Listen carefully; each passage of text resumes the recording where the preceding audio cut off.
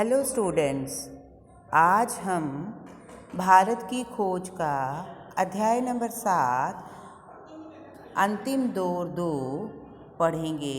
बच्चों, आपने इससे पहले भारत की खोज के 4 चैप्टर पढ़े होंगे। 5वां और छठा चैप्टर आपके सिलेबस में नहीं है। आज हम 7वां चैप्टर पढ़ेंगे, राष्ट्रीयता बनाम साम्राज्यवाद, मध्य वर्ग की बेबसी, गांधी का आगमन। तो हम इसका आज विस्तार से वर्णन करेंगे। आप इसका जो पेज नंबर है, पहला ही पेज पे देखिए क्या है। पहला विश्व युद्ध आरंभ हुआ, राजनीति उतार पर थी। इसका कारण था कांग्रेस का तथाकथित गरम दल और नरम दल में विभाजन और युद्ध काल में लागू किए गए नियम और प्रतिबंध। पहला विश्व युद्ध बच्चों कब आरंभ हुआ था? 1914 में आरंभ हुआ। अर्थात जब पहला विश्व युद्ध 1914 में आरंभ हुआ, उस समय की परिस्थिति के बारे में वर्णन किया गया है कि उस समय जो कांग्रेस जो थी उसमें गरम दल और नरम दल, इनमें विभाजन हो गया था। नरम दल हर परिस्थितियों को सहन करती थी, अर्थात जो अंग्रेजी आधिपत्य था, अंग्रेज जो भारतीयों के ऊपर शोषण करते थे वो उन्हें सहन, जबकि गरम दल जो थे वो विद्रोही किस्म के थे। वो विद्रोह करते थे, वो कहते थे कि अंग्रेज जो है, जो भारतीयों के ऊपर अत्याचार कर रहे हैं वो गलत है, इसके विरुद्ध हमें आंदोलन करना चाहिए। इसलिए कांग्रेस जो है उस समय गरम दल और नरम दल, उनका 2 दलों में विभाजन हो गया था और युद्ध काल में अलग अलग से नियम और प्रतिबंध लगाए गए थे। अंततः विश्व युद्ध समाप्त हुआ। विश्व युद्ध समाप्त बच्चों कब हुआ? 1918 ईस्वी में विश्व युद्ध समाप्त हुआ और शांति के परिणाम स्वरूप देश में राहत और प्रगति की बजाय दमनकारी कानून और पंजाब में मार्शल लॉ लागू हुआ। अर्थात जब विश्व युद्ध समाप्त हुआ तो लोगों ने ये सोचा कि अब चारों ओर शांति स्थापित हो जाएगी, देश में राहत और प्रगति जो है वो स्थापित होने लगेगी। लेकिन इसकी बजाय चारों ओर अंग्रेज़ों ने दमनकारी कानून और पंजाब में आर्मी लॉ जो है वो लागू कर दिया। जनता में अपमान की कड़वाहट और क्रोध का आवेश भर गया।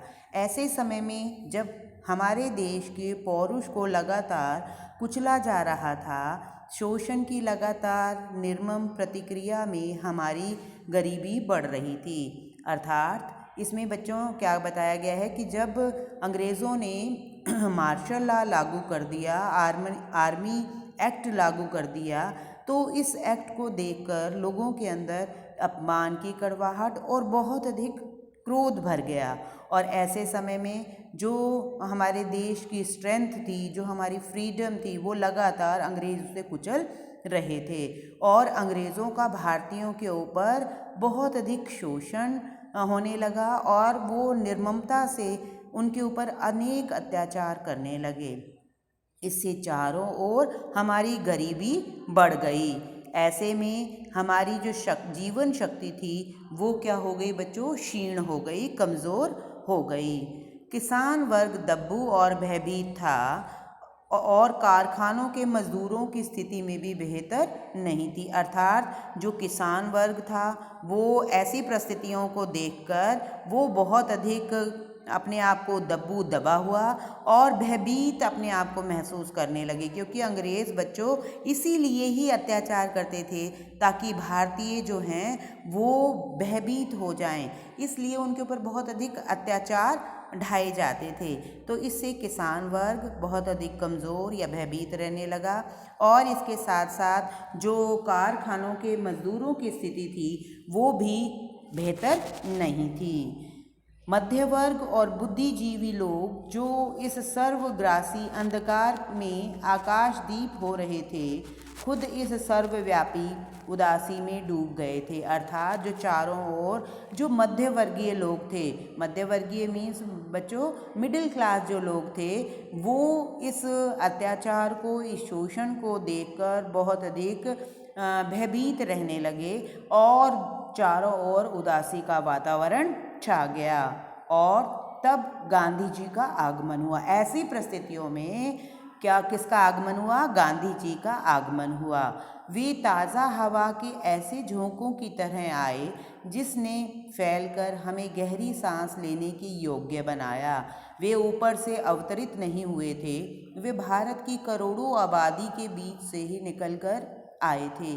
वे उन्हीं की भाषा बोलते थे और लगातार उनकी शोचनीय स्थिति को और ध्यान आकर्षित करते थे।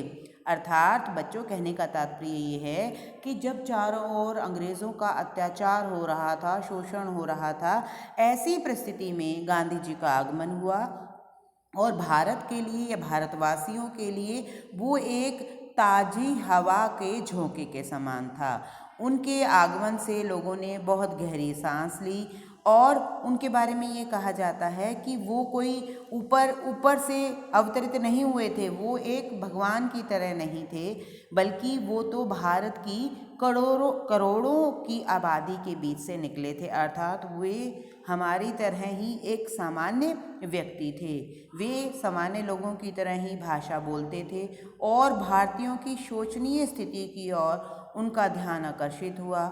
उन्होंने हमसे कहा कि इन मज़दूरों और किसानों की पीठ से उतर जाओ, तुम सब जो उनके ऊपर शोषण के सहारे जिंदा हो, उस व्यवस्था को समाप्त कर दो। और तब ऐसी स्थिति में गांधी जी ने ये कहा था कि जो अंग्रेज़ मज़दूरों और किसानों की पीठ पर बैठे हुए हैं, उनके ऊपर अत्याचार कर रहे हैं, शोषण कर रहे हैं, उनके ऊपर इतना अत्याचार कर रहे हैं और खुद अमीर हो रहे हैं, वो कहते हैं कि वे इस व्यवस्था को समाप्त कर दें और इस गरीबी और दुर्गति की जड़ है। क्योंकि अंग्रेज़ जो थे वो गरीबों के ऊपर और मध्यवर्गीय परिवारों को बहुत अधिक आतंकित और उनके ऊपर अत्याचार करते थे। इसलिए उन्होंने मध्यवर्गीय परिवार और किसानों को, मजदूरों को अपने साथ लिया और उन्हें उनके अंदर उत्साह भरा कि अंग्रेज़ जो कर रहे हैं वो गलत कर रहे हैं।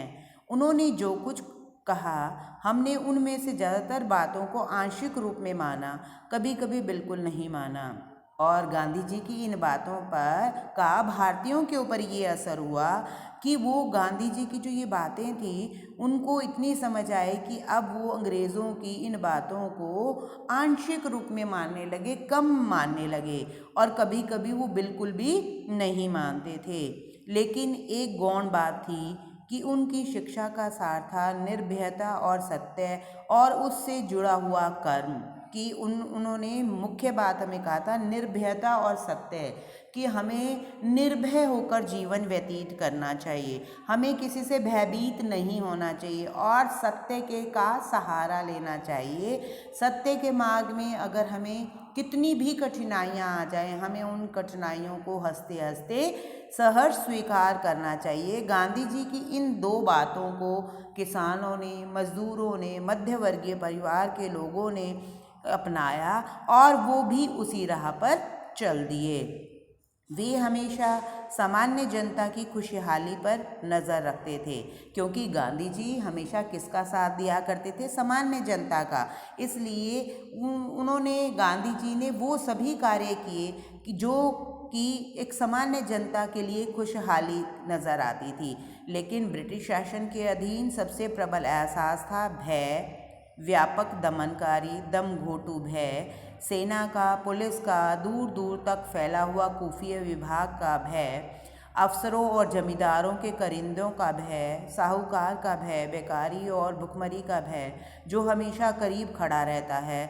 चारों तरफ फैले इस डर के खिलाफ भी ही गांधी की शांत किंतु दृढ़ आवाज़ उठी, डरो मत। इसमें गांधी जी ने क्या कहा? लोगों को कहा कि हमें अंग्रेज़ों की जो ये दमनकारी नीति है, उनकी सेना, उनकी पुलिस और जो चारों ओर उन्होंने भय का एक वातावरण जो चारों ओर हमारे स्थापित किया हुआ है, हमें इन चीज़ों से भयभीत नहीं होना चाहिए। गांधी जी की इस साहस भरी आवाज़ का भारतीयों ने साथ दिया और जो उन्होंने कहा कि डरो मत, कि हमें अंग्रेज़ों से कभी भयभीत नहीं होना चाहिए, हमें डरना नहीं चाहिए, तो लोग भी उनके साथ खड़े हो गए और वो अंग्रेज़ों के खिलाफ आंदोलन में भाग लेने लगे। इस तरह लोगों के ऊपर से भय का काला लबादा उठ गया। काला लबादा उठ गया का मतलब क्या होता है बच्चों? एक भय का जो कंबल उन्होंने ओढ़ा हुआ था, जो भारतीय अंग्रेज़ों से हमेशा भयभीत रहते थे, वो भय का उनके ऊपर से कंबल उतर गया। और पूरी तरह तो नहीं, पर आश्चर्यजनक मात्रा में, क्योंकि भय का झूठ से नज़दीक का संबंध होता है। जैसे जैसे झूठ और लुक छिप कर काम करने की ज़रूरत कम होती है, वैसे वैसे एक व्यापक परिवर्तन दिखाई देने लगता है। एक मनोवैज्ञानिक परिवर्तन था। गांधी जी ने भारत में करोड़ों लोगों को अलग अलग मात्रा में प्रभावित किया। कुछ लोगों ने अपने जीवन की पूरी बनावट ही बदल दी, कुछ पर आंशिक प्रभाव पड़ा या फिर प्रभाव मिट गया, पर पूरी तरह से नहीं। अलग अलग लोगों में प्रतिक्रियाएं भी अलग अलग हुई। हर आदमी के पास इस तरह का अलग अलग जवाब था। अर्थात कहने का तात्पर्य क्या है बच्चों, कि गांधी जी की इस आवाज़ का साथ देने के लिए अनेक लोग उनके साथ हो गए, और बहुत से लोगों ने जो ये बनावटी जीवन था उसको त्याग दिया। कुछ के ऊपर तो बहुत अधिक गांधी जी की बातों का प्रभाव हुआ, कुछ के ऊपर आंशिक रूप से हुआ, और कुछ पर पूरी तरह से हो गया। लोगों की अलग अलग प्रतिक्रियाएं थी। कुछ गांधी जी का साथ आंदोलनों में देने लगे, लेकिन कुछ धीरे धीरे अपने अंदर परिवर्तन लाने लगे। अर्थात भारत में एक नया परिवर्तन हुआ गांधी के आगमन के बाद, और उनको एक साहस मिला, एक ऐसा नेतृत्व करने वाला एक व्यक्ति मिला जिन्होंने उस आंदोलन की बागडोर अपने हाथों में ली, और इस प्रकार से वो उसमें सक्रिय भाग लेने लगे। गांधी जी ने पहली बार कांग्रेस के संगठन में प्रवेश किया और तत्काल उसके संविधान में पूरी तरह परिवर्तन ला दिया। उन्होंने उसे लोकतांत्रिक और लोक संगठन बनाया। अब उसमें किसानों ने प्रवेश किया और अपने नए रूप में एक विशाल किसान संगठन दिखाई देने लगा, जिसमें मध्य वर्गीय लोग संख्या में छितरे हुए थे, लेकिन उनका जोर काफ़ी था। अब उसका खेतीहर चरित्र बढ़ने लगा। औद्योगिक मजदूर भी उसमें आए, लेकिन अपनी व्यक्तिगत हैसियत में, अलग से संगठित रूप में नहीं। इसमें बच्चों कहने का तात्पर्य क्या है कि गांधी जी ने पहली बार कांग्रेस के एक सदस्य बने, कांग्रेस पार्टी के एक सदस्य बने, और सदस्य बनने के बाद उन्होंने उसमें बहुत सा परिवर्तन किया और उसके संविधान में परिवर्तन किया। उसमें लोगों को ये बताया कि ये सरकार जो है ये लोगों के द्वारा बनाई गई है, लोकतांत्रिक है, इन लोग ही इसका गठन करते हैं, और उसमें उसके अंदर जो है किसान जो हैं प्रवेश कर सकते हैं, मजदूर, मध्य वर्गीय लोग। पहले जो थे वो किसानों को, मजदूरों को, मध्य वर्गीय लोगों को प्रवेश करने का अधिकार नहीं था। अब इस कांग्रेस के इस संविधान में मध्य वर्गीय जब उसने प्रवेश किया, तो उसके पश्चात जो है अब कांग्रेस की नीतियों में परिवर्तन होने लगा, और जिसके कारण पहले जो थे कांग्रेस के सदस्य बहुत कम थे, लेकिन अब जो थे कांग्रेस के सदस्य धीरे धीरे बढ़ने लगे। उसमें किसान वर्ग भी था, खेतीहर भी था, मजदूर भी था। अब मध्य वर्गीय परिवार के लोगों के हितों का ध्यान दिया जाने लगा, और एक कांग्रेस का एक विशाल रूप होने लगा। इस संगठन का लक्ष्य और आधार था सक्रियता। सक्रियता का मतलब क्या है? इस संगठन का, कौन से संगठन का बच्चों? कांग्रेस संगठन का एक ही लक्ष्य रह गया था, एक्टिव होना। हम किस प्रकार से हम एक्टिव होकर अंग्रेज़ों को यहाँ से भगा सकते हैं, जिसका आधार शांतिपूर्ण पद्धति थी। अब तक जो विकल्प थे उसमें या तो केवल बातचीत करना या प्रस्ताव पारित करना था, अथवा हिंसक कार्यवाही करना था। इन दोनों तरीकों को एक तरफ हटा दिया और हिंसा को विशेष रूप से निंदा की गई। अब क्या था? अब इसमें एक ही विकल्प रह गया था कि या तो बातचीत की जाए या उसमें प्रस्ताव पारित किए जाए, पास किए जाए, और हिंसक कार्रवाई करना। अब कहा जाता है कि कांग्रेस के उस संविधान में अब इन दोनों ही तरीकों को कि जो हिंसक प्रवृत्ति थी और प्रस्तावों को पास करना था, इन दोनों ही तरीकों को एक तरह से हटा दिया गया और हिंसा की विशेष रूप से निंदा की गई, क्योंकि वह कांग्रेस की मूल नीति के खिलाफ था। कांग्रेस का काम करने का एक नया तरीका निकाला गया जो पूर्ण तरह से शांतिपूर्ण था। अर्थात कांग्रेस का जो आधारभूत एक लक्ष्य माना गया, वो माना गया कि शांतिपूर्ण तरीके से किस प्रकार से इन नीतियों का पालन किया जाए। लेकिन जिस बात को गलत समझा जाता था उसके आगे सिर झुकाना मंजूर नहीं किया गया, क्योंकि गांधी जी की शुरू से ये नीति थी कि अगर जो देश हित में है, जो भी काम है, चाहे वो मुश्किल है, चाहे अंग्रेज़ उनके ऊपर कितना भी अत्याचार करें, लेकिन वो अपना सिर नहीं झुकाते थे। तो अब कांग्रेस, गांधी जी का कांग्रेस में आने के बाद अब कांग्रेस का भी एक ही लक्ष्य रह गया था कि हमें किस प्रकार से शांतिपूर्ण हर बात को करना है, लेकिन गलत बात के आगे हमने कभी भी सिर झुकाकर मंजूर नहीं करना है। परिणाम स्वरूप इस प्रक्रिया में होने वाली जो पीड़ा और कष्ट थे उन्हें खुशी से स्वीकार किया गया। गांधी जी विचित्र प्रकार के शांतिवादी थे।